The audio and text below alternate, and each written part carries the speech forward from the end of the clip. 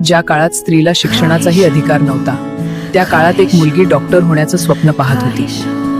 तिचं नाव होतं आनंदीबाई आणि तिचं स्वप्न होतं समाज बदलण्याचं. लहान वयात लग्न झालं, पण शिक्षणाची जिद्द कधीच मावळली नाही. जिथे समाज थांबवत होता, तिथे पती उभा राहिला पाठीशी. एक भारतीय स्त्री डॉक्टर होण्यासाठी 7 समुद्र पार करते.